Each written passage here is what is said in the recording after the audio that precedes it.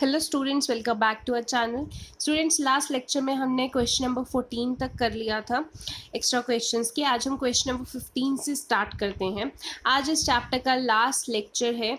आज ये chapter complete हो जाएगा और आपके सैटरडे के टेस्ट में भी जो आपका सिलेबस आएगा वो मैं वीडियो के एंड में बता दूंगी आपको। क्वेश्चन नंबर 15 पहले देख लेते हैं। Question number 15 says, a train covers a distance of 90 km at uniform speed. Had the speed been 15 km per hour more, it would have taken 30 minutes less for the journey. Find the original speed of the train.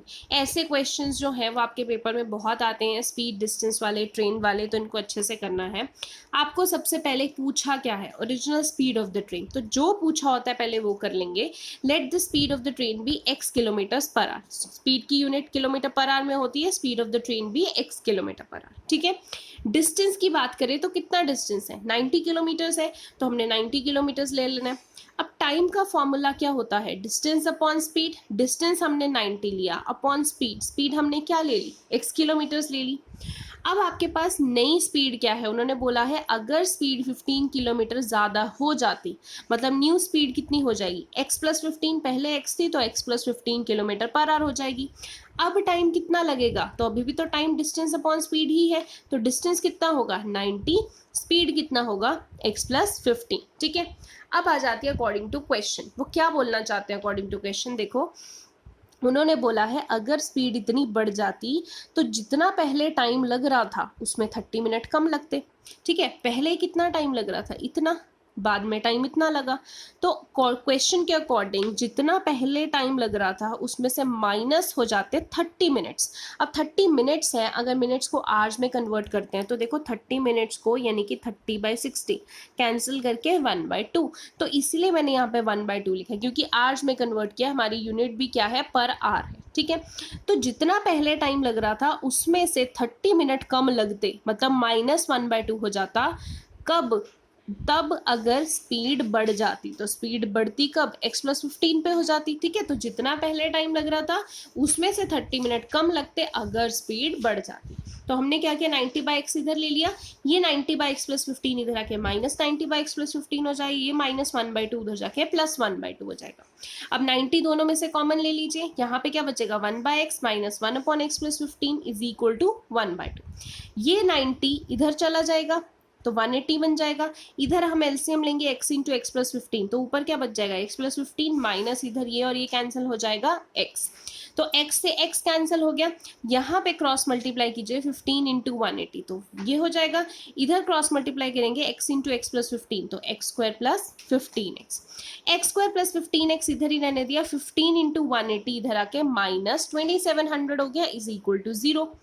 अब quadratic equation बन गई है तो splitting the middle term लगा सकते हैं, तो आपको 2700 के फैक्टर्स बनाने होंगे। तो 2700 के प्राइम फैक्टर साइड में बना के देखिए, उनके कॉम्बिनेशंस बना के देखिए कि 15 कैसे बनता है। तो 60 और 45 आपके फैक्टर्स बनेंगे जिनसे 15 बन जाएगा। ठीक है, कुछ बच्चे प्राइम फैक्टर्स नहीं बना के देख रहे हैं, वो सीधा कॉपी डाउन कर रहे हैं। प्लीज़ कॉपी नहीं कीजिए, प्राइम फैक्टर्स बना के देखिए, अदरवाइज पेपर में बहुत प्रॉब्लम आएगी। यहाँ पे आप चाहे नंबर ले लोगे, पेपर में आप नहीं कर पाओगे, तो प्राइम फैक्टर जरूर बना के देखिए। अब इन दोनों में से कॉमन लेना है, तो x बाहर आ गया तो x प्लस 60 माइनस इन दोनों में से क्या कॉमन आएगा, 45, इधर बच जाएगा x माइनस माइनस प्लस और इधर 60। तो आपके पास x प्लस 60 दो बार आया है, तो यानी कि कॉमन ले लेंगे x प्लस 60 और ये इकट्ठा हो जाएगा x माइनस 45। या तो x plus 60 is equal to 0 है या फिर x minus 45 is equal to 0 है। अगर x प्लस 60 0 है तो x की वैल्यू -60 आएगी, -60 तो रिजेक्ट हो जाएगा बिकॉज स्पीड कभी नेगेटिव नहीं हो सकती है, हमने x स्पीड को माना है। x 45 आ रहा है तो 45 यस, ये वैल्यू जो है वो पॉसिबल है, तो आपके पास जो स्पीड है वो कितनी आ जाएगी, 45 किलोमीटर पर आवर। ठीक है, आई होप आपको ये क्वेश्चन समझ में आया हो। क्वेश्चन नंबर 16 देखते हैं, ये भी काफ़ी इंपॉर्टेंट है आपके पास। An aeroplane left 50 minutes later then it scheduled time and in order to reach the destination 1250 kilometre away it had to increase the speed by 250 kilometre per hour from its usual speed.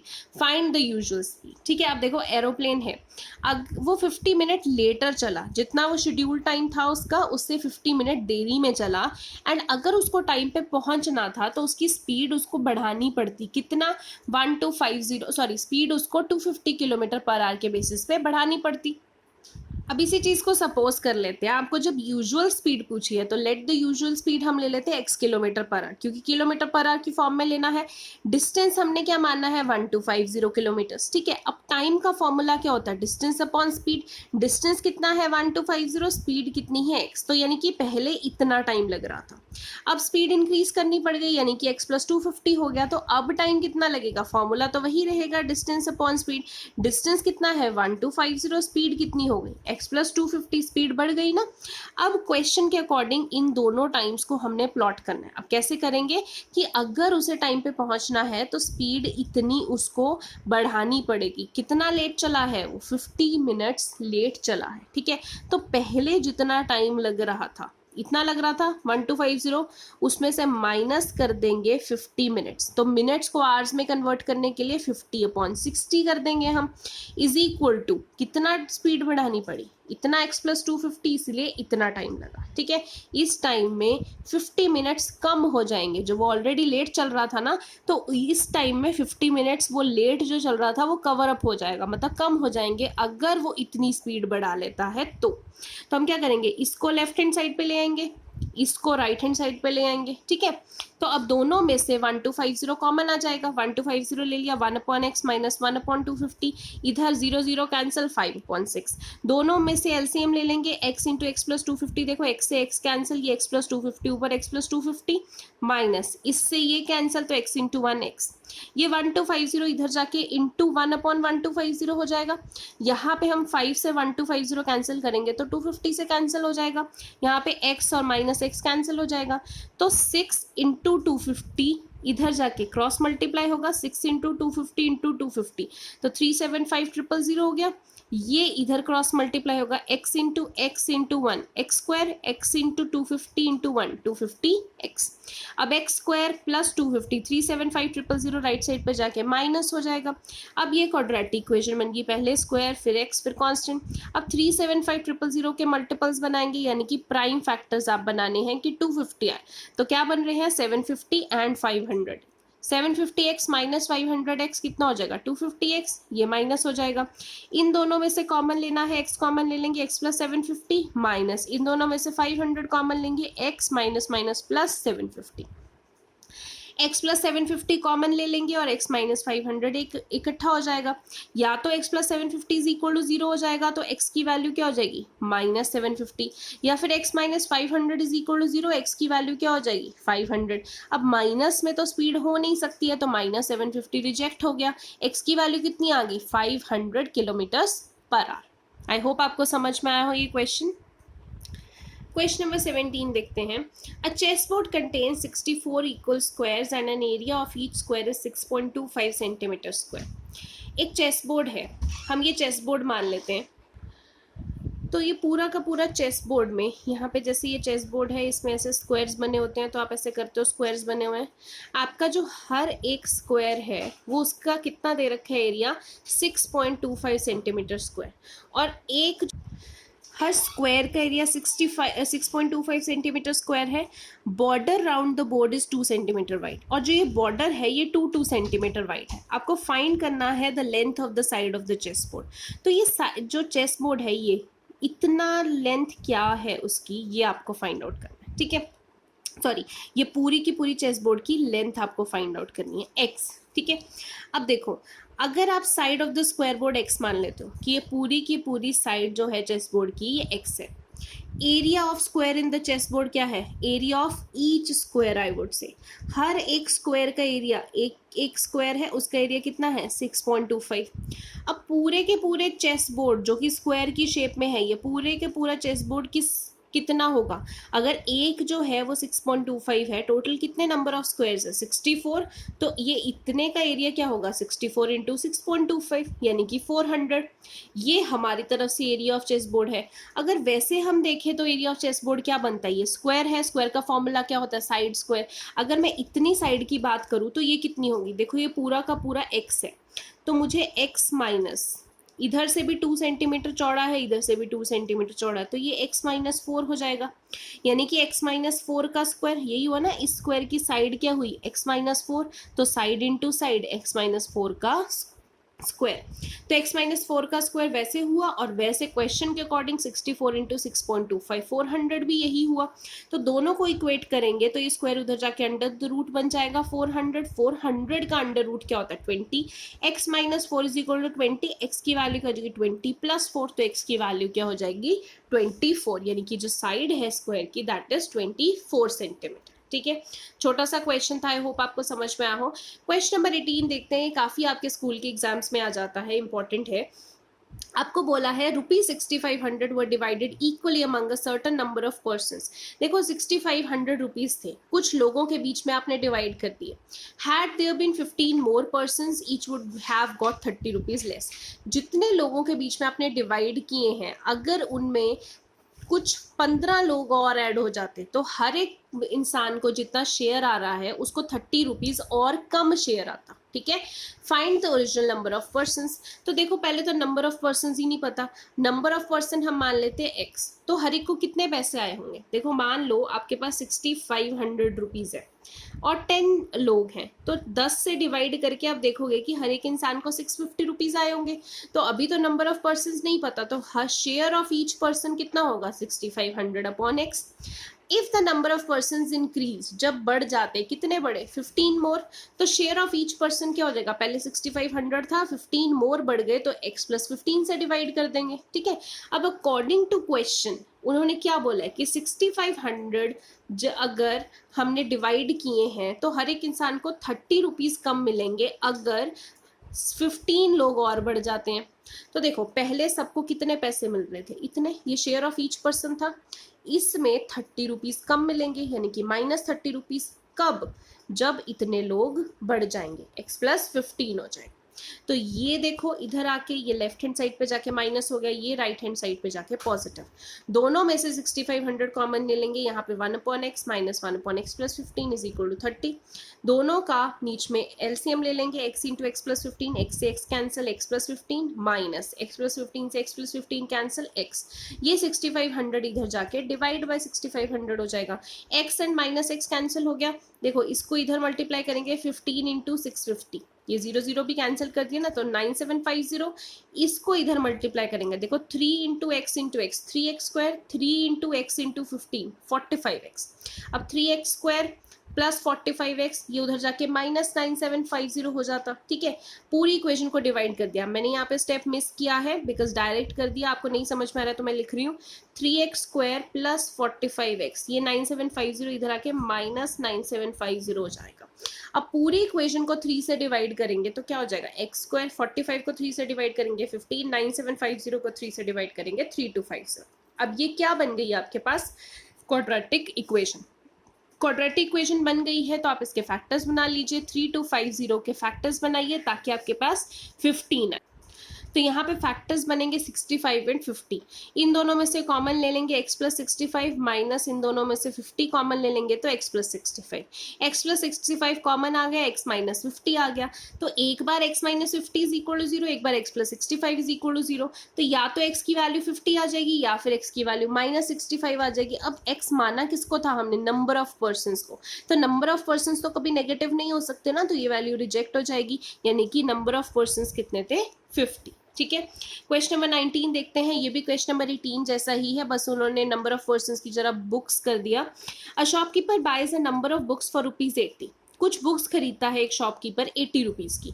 If he had bought 4 more books for the same amount, अगर इतनी ही amount में वो 4 books और खरीद लेता तो each book would have cost 1 rupee less, तो हर book की कॉस्ट 1 रुपीज कम पड़ जाती। तो कितनी बुक्स उसने खरीदी हैं, तो पहले तो let the number of books ही हम मान लेते हैं, मान लो उसने x बुक्स खरीदी थी, कॉस्ट ऑफ ईच बुक कितनी होगी, ईच बुक कितनी होगी, कॉस्ट 80 बाय x। ऐसे ही करते हैं ना हम, जितनी टोटल कॉस्ट होती है उसको नंबर ऑफ चीज से डिवाइड कर देते हैं, तो कॉस्ट ऑफ ईच बुक कितनी हो जाएगी 80 upon x। When he had bought 4 more books, जब 4 बुक ज्यादा खरीद ली तो पहले x थी अब x प्लस 4 बुक्स हो गई, अब कॉस्ट हर बुक की कितनी पड़ी होगी 80 अपॉन x प्लस 4। अब क्वेश्चन के अकॉर्डिंग जितनी पहले कॉस्ट पड़ी है उसमें 1 रुपी कम हो जाता अगर वो 4 बुक्स और खरीद लेता। यही बनी इक्वेशन। तो यहाँ पे ये इधर आके नेगेटिव, ये इधर आके पॉजिटिव, दोनों में से 80 कॉमन ले लेंगे। फिर से एलसीएम लेंगे x into x plus four, तो ऊपर x प्लस फोर माइनस इधर क्या आ जाएगा x is equal to 1। x और माइनस x कैंसिल, 80 इधर आके 1/80, 4 ऊपर आ गया, नीचे x square plus 4x is equal to 1/80। Cross multiply करेंगे, ठीक है, तो 4 into 80 is 320, x square plus 4x, x plus 4x, इधर आके ये माइनस हो गया। अब 320 के ऐसे फैक्टर्स बनाने हैं कि आपके पास 4x आए, तो 320 के फैक्टर्स बन जाएंगे 20 एंड 16। प्राइम फैक्टर्स निकाल के देखिए तो ही आप कॉम्बिनेशन बना सकते हो। अब इन दोनों में से x कॉमन ले लो तो x प्लस 20, माइनस इन दोनों में से 16 कॉमन ले लो तो x प्लस 20, x माइनस 16 आ गया, x प्लस 20 आ गया। तो या तो x minus 16 is equal to 0 है, यानी कि x की वैल्यू 16 आ गई, या फिर x plus 20 is equal to 0, x की वैल्यू माइनस 20 आ गई। अब माइनस 20 नहीं हो सकता बिकॉज x हमने किसको माना है, नंबर ऑफ बुक्स को माना है, एंड नंबर ऑफ बुक्स जो है वो नेगेटिव में नहीं हो सकती, इसीलिए नंबर ऑफ बुक्स कितनी थी, 16। ठीक है, नेक्स्ट क्वेश्चन करते हैं। क्वेश्चन नंबर 20 में बोला है a peacock is sitting on the top of the pillar which is 9 metres high. एक पीकॉक है, ये पिलर है, 9 मीटर हाई पिलर है, उसके टॉप पे पीकॉक बैठा है। From a point 27 metres away from the bottom of the pillar. Pillar का ये बॉटम है, इसके बॉटम से एक दूर पॉइंट पे 27 मीटर्स दूर पे एक स्नेक है, इसलिए मैंने उसका नाम एस लिखा है, यहाँ पीकॉक के लिए पी लिखा है। A snake is coming to its hole at the pillar. यहाँ से स्नेक जो है इस पिलर के होल तक जा रहा है, यहाँ पे होल है, स्नेक ने यहाँ से चलना है।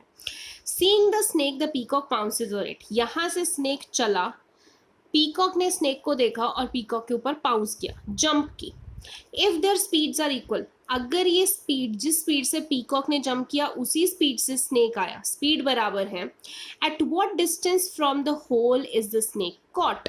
किस डिस्टेंस पे, सपोज स्नेक यहाँ पे पहुंचा तो होल से कितने डिस्टेंस पे जो है वो पीकॉक जो है वो से मिला, मतलब ये वाला डिस्टेंस निकालना है हमने। ठीक है, तो अब देखो अगर पीकॉक की स्पीड और इसकी स्पीड सेम थी, देखो डिस्टेंस का फॉर्मूला क्या होता है, स्पीड इनटू टाइम। अगर दोनों की स्पीड सेम थी, एक ही टाइम पे दोनों ने जंप मारी, तो स्पीड सेम डिस्टेंस सेम दोनों को मल्टीप्लाई करके, यानी कि दोनों का स्पीड सेम टाइम सेम, तो दोनों को मल्टीप्लाई करके जो डिस्टेंस आया होगा वो भी सेम ही आया होगा। तो if the speed of both the peacock and the snake is same, so the distance covered by both will be equal, यानी कि जितना यहाँ से यहाँ डिस्टेंस उतना यहाँ से यहाँ डिस्टेंस। तो हम मान लेते हैं कि यहाँ से यहाँ तक का डिस्टेंस और यहाँ से यहाँ तक का डिस्टेंस क्या है, x। तो आप ऐसे कर सकते हैं कि लेट जो डिस्टेंस है इज इक्वल टू x, तो ये डिस्टेंस और ये डिस्टेंस x, यानी कि P Q is equal to S Q is equals to x, ये x आ। ठीक है, अब इस ट्राइंगल पे देखो, अगर ये पूरा का पूरा 27 था, ये इतना x हो गया, तो इतना क्या होगा, 27 में से x निकाल देंगे तो ये इतना बचेगा 27 माइनस x। अब इस ट्राइंगल पे पाइथागोरस लगा सकते हैं, hypotenuse square is equal to perpendicular square plus base square, तो आपके पास P Q square is equal to P R square plus Q R square. तो पी क्यू आपके पास कितना आ जाएगा, एक्स स्क्वायर, पी आर कितना आ जाएगा 9 स्क्वायर, क्यू आर कितना आ जाएगा 27 माइनस एक्स का होल स्क्वायर, तो एक्स का स्क्वायर एक्स स्क्वायर, 9 का स्क्वायर 81 प्लस यहाँ पे क्या लगेगा a minus B whole square, तो 27 का स्क्वायर 729, एक्स का square x square minus 2ab यानी कि माइनस 54x, एक्स स्क्वायर से एक्स स्क्वायर कैंसिल हो गया, 81 प्लस 729 810, ये इधर आके माइनस 810 हो जाएगा, इधर क्या बचेगा माइनस 54x, माइनस से माइनस कैंसिल, तो x की वैल्यू क्या हो जाएगी 810/54, यानी कि x की वैल्यू कितनी आ जाएगी 50। बट आपको सिर्फ x नहीं निकालना, आपको यहाँ से यहाँ तक का डिस्टेंस निकालना है, यानी कि 27 माइनस एक्स निकालना है। तो distance from the hole is 27 minus x, यानी कि 27 माइनस 15, यानी कि 12 मीटर्स। ठीक है, लास्ट क्वेश्चन है आज के लेक्चर का। इन अ class test the sum of marks obtained by the P in mathematics and science is 20। अब sum of marks बोला है कि P ने मैथमेटिक्स और साइंस में जितने मार्क्स लिए उनका टोटल कितना है 28। Had he got 3 marks more in mathematics and 4 marks less in science, the product of his marks would have been 180। अगर उसको मैथ्स में उन्होंने बोला कि 3 मार्क्स ज़्यादा मिल जाते, साइंस में 4 मार्क्स कम मिल जाते, तो उनके मार्क्स का प्रोडक्ट जो है वो 180 बन जाता। अब हमें मार्क्स तो पता नहीं है ना, तो पहले हम मार्क्स सपोज कर लेते हैं, let the marks obtained in math. अगर उसको x मार्क्स मैथ्स में मिले थे, तो साइंस में कितने मिले होंगे? 28 माइनस एक्स। अब ऐसा क्यों? क्योंकि मैथ्स और साइंस के मिला के उसके 28 थे। अगर मैं ऐसे लिखूँ, मैथ्स और साइंस मिला के 28 थे और मैथ्स में उसको एक्स मिले, plus science is equal to 28, तो साइंस में कितने मिले होंगे? 28 माइनस एक्स, इसीलिए 28 माइनस एक्स। अब according to question 3 mark math में ज़्यादा मिल जाते, 4 मार्क साइंस में कम मिल जाते, और दोनों का प्रोडक्ट कर दे तो 80 180 बन जाएगा। तो वो देखते हैं। तो आपके पास x में 3 मार्क्स ज़्यादा मिल जाते, साइंस में 28 माइनस एक्स में 4 कम हो जाते, दोनों का प्रोडक्ट 180 हो जाता।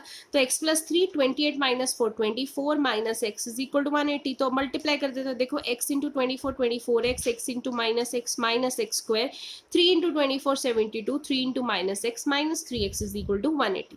तो ये सब कुछ राइट हैंड साइड पे चला जाएगा, x square right hand side पे जाके positive x square, minus 3x right hand side पे जाके प्लस 3x, ये इधर तो प्लस 180 ही है, 24 राइट साइड पे जाके माइनस 24x, 72 राइट साइड पे जाके माइनस 72। तो x square as it is आ गया, minus 24x plus 3x minus 21x, 180 minus 72 108। ये आपकी क्वाड्रेटिक इक्वेशन बन गई। अब 108 के फैक्टर्स बनाने हैं ताकि 21 आए, तो 108 के फैक्टर्स क्या बनेंगे? 12 एंड 9। तो दोनों में से x कॉमन ले लेंगे, x माइनस 12, माइनस 9 कॉमन ले लेंगे, x माइनस 12। तो x माइनस 9 एक जगह, x माइनस 12 एक जगह।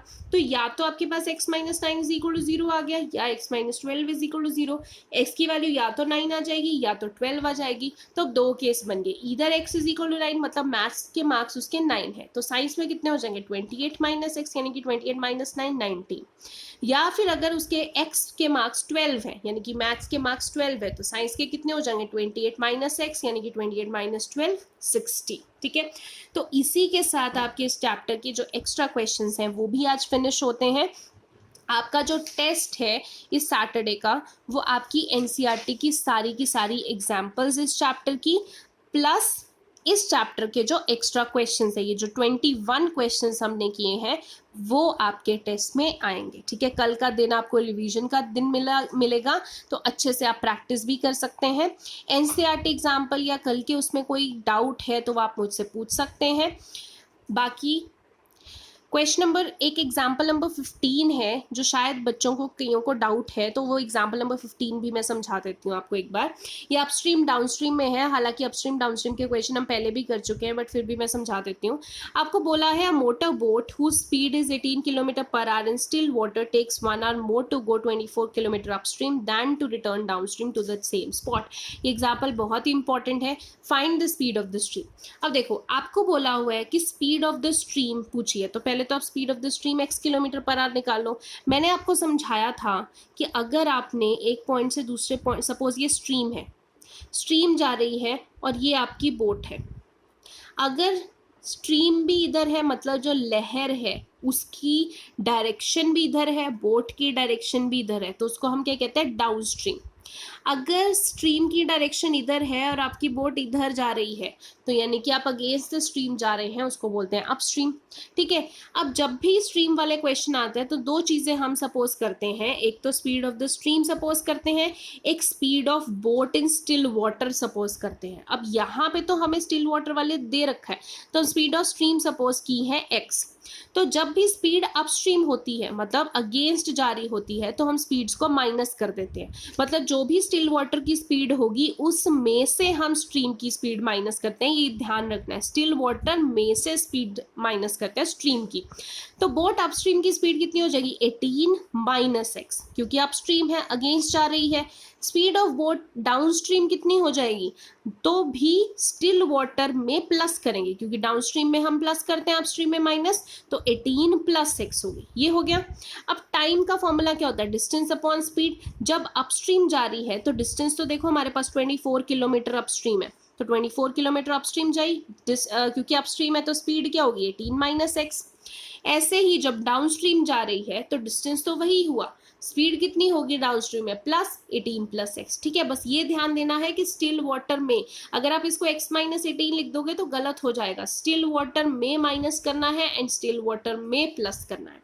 अब अकॉर्डिंग टू क्वेश्चन उन्होंने बोला है कि अगर वो 1 घंटा ज़्यादा लेती है to go upstream than to return downstream, मतलब जितना उसे डाउनस्ट्रीम में टाइम लगता था उससे 1 घंटा ज़्यादा उसे अपस्ट्रीम में टाइम लगता है। ठीक है, तो हम क्या लिखेंगे? अपस्ट्रीम में उसको इतना टाइम लग रहा है। इन्होंने कैसे लिखा, minus this is equal to this, तो मैं ऐसा भी तो लिख सकती हूँ ना इस चीज को, अगर मैं बोलूँ कि 1 hour more to go upstream than to return downstream, मतलब डाउनस्ट्रीम उसको इतना टाइम लगता था, इसमें 1 घंटा और लगता है अगर उसे अपस्ट्रीम जाना हो, यही मतलब हुआ।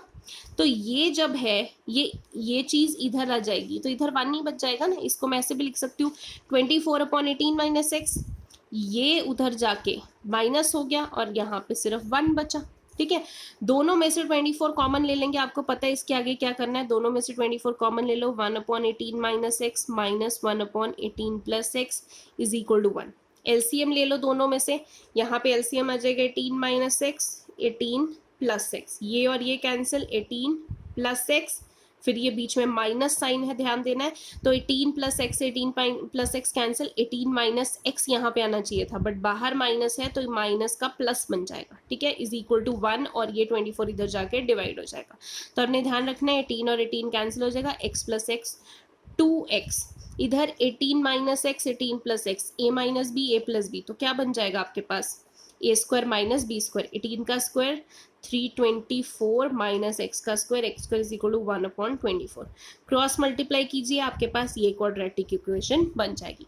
जब ये क्वाड्रेटिक इक्वेशन बन गई आप स्प्लिटिंग द मिडल टर्म से भी कर सकते हैं, नहीं तो आप क्वाड्रेटिक फॉर्मूला से भी कर सकते हैं अगर आपके फैक्टर्स नहीं बनते हैं। तो इन्होंने क्वाड्रेटिक फॉर्मूला से कर दिया, आप स्प्लिटिंग से भी कर दीजिए। करेंगे तो x की वैल्यू 6 आ जाएगी, -4 तो नहीं ले सकते because speed of the stream can't be negative, तो x की वैल्यू 6 किलोमीटर पर आ जाएगी। ठीक है, तो आपके इस चैप्टर के सारे एग्जाम्पल्स, एक्सरसाइजेस की बात नहीं कर रही हूँ, सिर्फ एग्जाम्पल्स प्लस जो आपके एक्स्ट्रा क्वेश्चंस मैंने अभी करवाए हैं जो आज के लेक्चर में कंप्लीट हो चुके हैं, 21 क्वेश्चंस, 1 से लेके 21 क्वेश्चन, तो वो आपके सैटरडे के टेस्ट में आएंगे। ठीक है, आई होप आपको क्लियर हुआ हो। आज के लेक्चर में इतना ही, थैंक यू सो मच।